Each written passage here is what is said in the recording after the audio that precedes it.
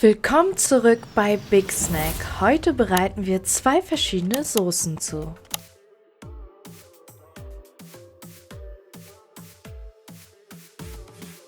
Für die Chili-Mayonnaise nehmen wir uns eine Knoblauchzehe und eine Chilischote und schneiden sie klein.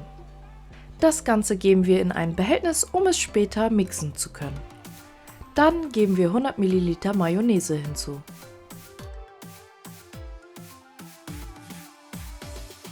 Und außerdem 200 ml Süß-Sauersoße.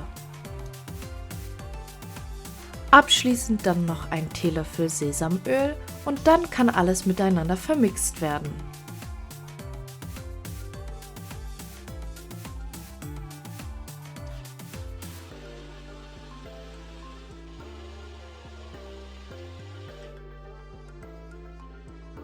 Die Soße wird dann nur noch abgefüllt.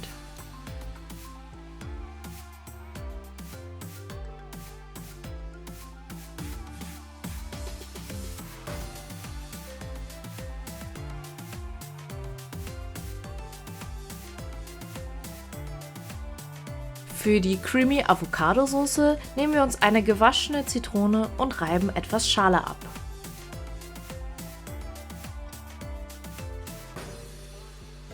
Für einen intensiveren Geschmack rollen wir die Zitrone ein paar Mal, halbieren sie und anschließend wird die eine Hälfte ausgepresst. Wer es nicht so zitronig mag, gibt weniger Saft hinzu. Anschließend nehmen wir uns unsere Avocado und entkernen sie. Danach wird sie geschält und in Würfel geschnitten.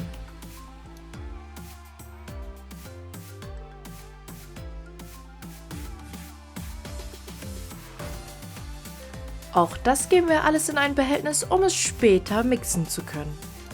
Dazu geben wir noch 2 Teelöffel Reisessig und 2 Teelöffel Sesamöl. Das Ganze würzen wir mit einem großzügigen Teelöffel Himalaya-Salz und 2 Teelöffel Zucker. Nun geben wir alles zusammen in unser Behältnis und dann wird alles richtig durchgemixt. Durch die Avocado ist die Soße etwas fester. Wenn sie euch zu fest ist, könnt ihr sie mit etwas Olivenöl verdünnen.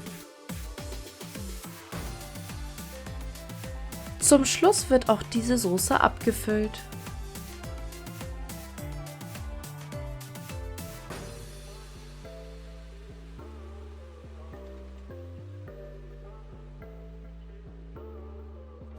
Die Soßen eignen sich nicht nur zum Dippen, sondern auch zum Garnieren.